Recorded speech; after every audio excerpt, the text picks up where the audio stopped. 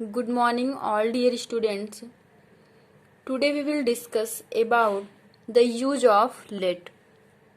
आज हम लोग let के बारे में बात करेंगे कि let का प्रयोग किन वाक्यों में कहाँ, कब और कैसे किया जाता है, इसका सीक्वेंस क्या होता है, इसका स्ट्रक्चर क्या होता है, कैसे हम इसको यूज करेंगे। हम लोग जानते हैं कि जब हम हिंदी के वाक्य को इंग्लिश में लिखते हैं तो उसका स्ट्रक्चर होता है subject plus verb plus object होता है, और यही सीक्वेंस हमको फॉलो करना होता है किसी भी, यानी वो चाहे इम्परेटिव हो, ऑप्टेटिव हो, जो भी हो उसमें। तो हमें लेट का अगर प्रयोग करना है तो वो किस सीक्वेंस में होगा, यानी उसका स्ट्रक्चर क्या होगा इंग्लिश के वाक्य का।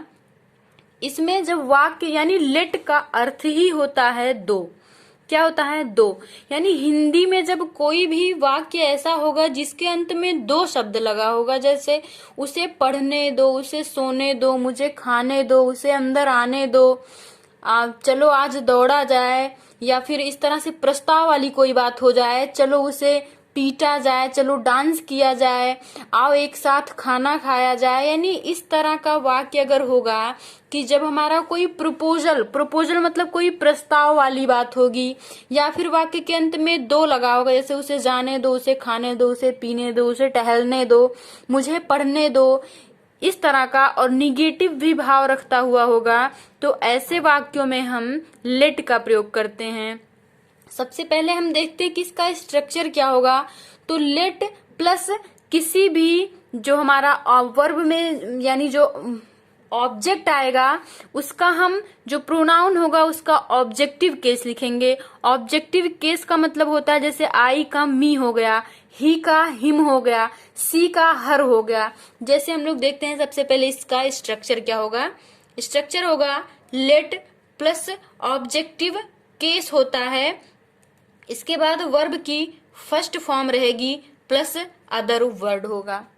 क्या समझे, पहले लेट का प्रयोग करेंगे और इसके जस्ट बाद हम ऑब्जेक्टिव केस का प्रयोग करेंगे, या ऑब्जेक्ट मान लीजिए इसको, फिर वर्ब की फर्स्ट फॉर्म, इसके बाद जो अदर वर्ड होगा उसका प्रयोग करेंगे, जैसे उसे पढ़ने दो। और एक चीज और ध्यान दीजिएगा कि लेट के तुरंत बाद हम ऑब्जेक्टिव केस का प्रयोग करते हैं, सब्जेक्टिव केस का प्रयोग नहीं होता है। जैसे लेट आई नहीं होगा, अगर आई लिखा है तो वो गलत हो जाएगा। लेट के जस्ट बाद हमको ऑब्जेक्टिव केस यानी मी लिखना होगा। ही नहीं लिखना है, ही लिखा जाएगा तो गलत हो जाएगा, इसका ऑब्जेक्टिव केस यानी हिम लिखा जाएगा। सी नहीं लिखा जाएगा क्योंकि सी गलत हो जाएगा, इसका ऑब्जेक्टिव केस यानी हर लिखा जाएगा। दे नहीं लिखा जाएगा, दे का ऑब्जेक्टिव केस क्या हो जाएगा, देम हो जाएगा, यानी इसमें हमको ऑब्जेक्टिव केस ही लिखना है। वी नहीं लिखा जाएगा, इसका हमें क्या लिखना होगा, अस लिखना होगा। तो यही सारी चीजें हमें ध्यान देनी है कि जब हम लेट का प्रयोग करेंगे तो वहां पे हमको ऑब्जेक्टिव केस का प्रयोग करना है, ना कि सब्जेक्टिव केस। यानी जो भी सब्जेक्टिव केस है ये गलत हो जाएंगे और जो ऑब्जेक्टिव केस है यही हमारा क्या हो जाएगा, सही हो जाएगा। ठीक है, तो हम देखते हैं एक वाक्य लेते हैं, उसे पढ़ने दो।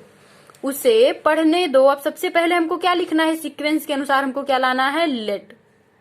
लेट उसे यानी वो, उसके बारे में बात की जा रही है, तो लेट हिम, ही का क्या लगेगा, ऑब्जेक्टिव फॉर्म। लेट हिम, पढ़ना का क्या हो जाएगा, रीड। लेट हिम रीड, उसे पढ़ने दो। मुझे सोने दो, मुझे सोने दो। Let me sleep, let me sleep हो जाएगा। उसे आने दो या उन्हें आने दो, तो क्या हो जाएगा, लेट देम कम।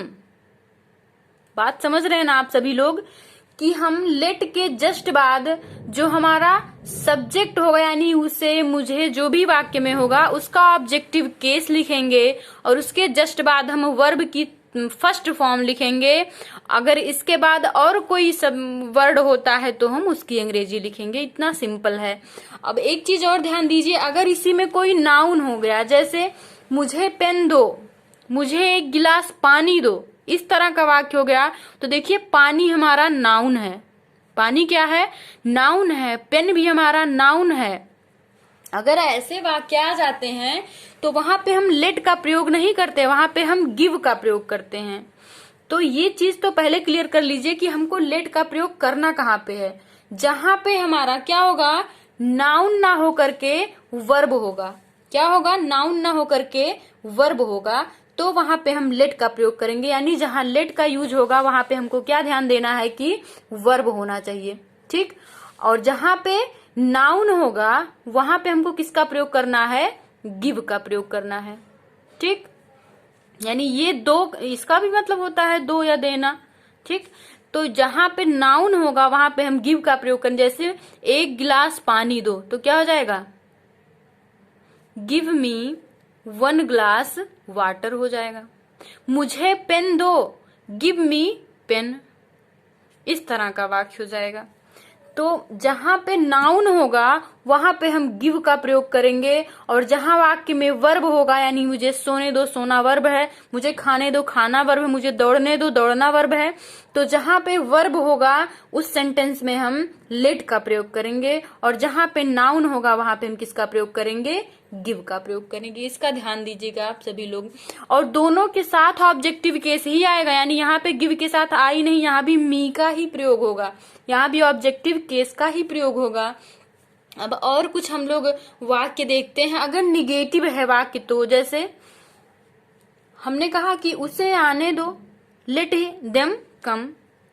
अगर यही होता कि उसे मत आने दो, यानी वाक्य हमारा निगेटिव हो जाता, तो ध्यान दीजिएगा कि निगेटिव में हम, निगेटिव सेंटेंस अगर हो तो वहां पे हम डू नॉट का प्रयोग करते हैं, या इसी को हम कैसे लिख सकते हैं, डू नॉट, यानी डोंट इसको पढ़ सकते हैं। ठीक।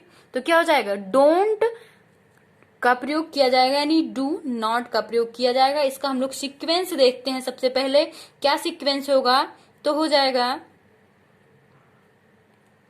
Don't plus late plus objective case plus verb की फर्स्ट फॉर्म, और अगर कोई अदर वर्ड है तो उसके बाद लिखा जाएगा।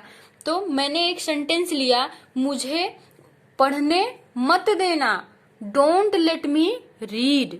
मुझे पढ़ने, यानी अभी तो क्या था कि उसे पढ़ने दो, अब क्या हो गया, उसे पढ़ने मत दो, तो यहाँ पे क्या लग जाएगा, डू नॉट लग जाएगा। डोंट लेट हिम रीड हो जाएगा। यानी सबसे पहले हम मत अगर दिया होगा, नहीं दिया होगा, निगेटिव होगा, तो हम डू नॉट को पहले लगा देंगे। जैसे उन्हें जाने मत देना, डोंट लेट हिम गो। उन्हें जाने मत देना, तो क्या हो जाएगा, डोंट लेट हिम गो। ठीक, बात समझ रहे हैं ना। अगर इसी तरह से हमारा कोई प्रपोजल हो अगर किसी वाक्य में, यानी कोई प्रस्ताव हो, तब हम क्या करेंगे, अगर प्रपोजल होगा तो ध्यान दीजिएगा,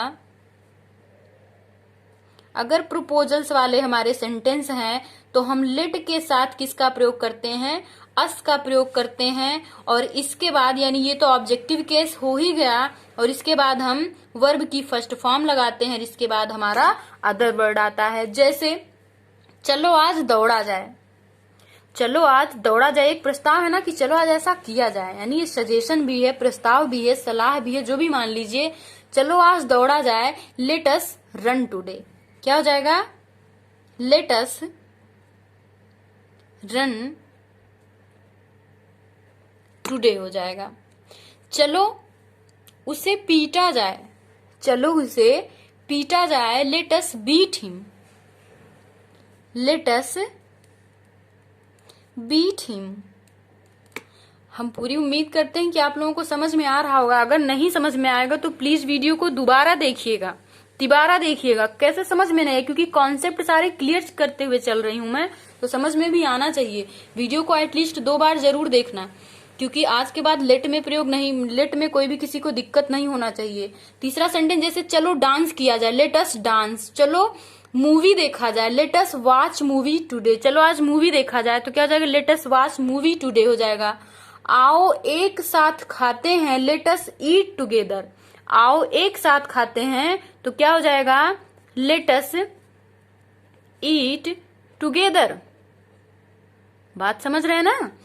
अब इसी तरह से अगर कोई सपोज, यानी मान लेना, सपोज मतलब क्या होता है, मान लेना। अगर कोई ऐसी बात हो जिसमें हमको कोई कुछ सपोज कर लेना हो, यानी कुछ मान लेना हो, तो ऐसे वाक्यों में हम लेट का प्रयोग कैसे करते हैं? ऐसे वाक्यों में हम लेट और इसके जस्ट बाद हम इट का प्रयोग करते हैं। इट यानी जो भी हमारा क्या होगा? प्रोनाउन होगा। और इसके जस्ट बाद हम ऑब्जेक्टिव केस लिखते हैं इसका, यानी इसका ऑब्जेक्टिव केस ही रहेगा, प्लस बी का प्रयोग करते हैं। और उसके बाद हमारा जो भी होगा, यानी नाउन प्रोनाउन जो भी होगा, तो नाउन ही अक्सर होता है, इसलिए हम वहां पे फिर उसके बाद क्या प्रयोग करेंगे? नाउन। जैसे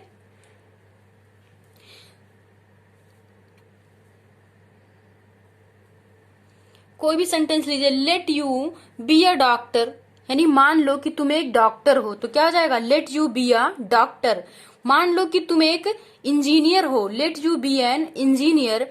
मान लो कि तुम एक स्टूडेंट हो, let you be a student. इस तरह का वाक्य हमारा हो जाएगा जब कोई सपोज या मान लेने वाली बात की जाएगी। तो हमें लग रहा है कि आप लोगों को समझ में आ गया होगा। जहां पे सपोज होगा वहां पे हमारा लेट होगा सबसे पहले, और उसके बाद हमारा इट। इट का मतलब कोई भी हमारा क्या? प्रोनाउन। ठीक, और इसका ऑब्जेक्टिव केस ही लगेगा। ठीक, इसके बाद हमको बी का प्रयोग करना है, और उसके बाद जो नाउन आएगा। यानी मान लीजिए कि आप एक स्टूडेंट हैं, तो क्या होगा? Late you be a student. मान लीजिए कि आप एक नर्स हैं, late you be a nurse. इस तरह का। मान लीजिए कि आप अभी अध्यापक हैं, तो क्या हो जाएगा? Let you be a teacher. Okay, thank you.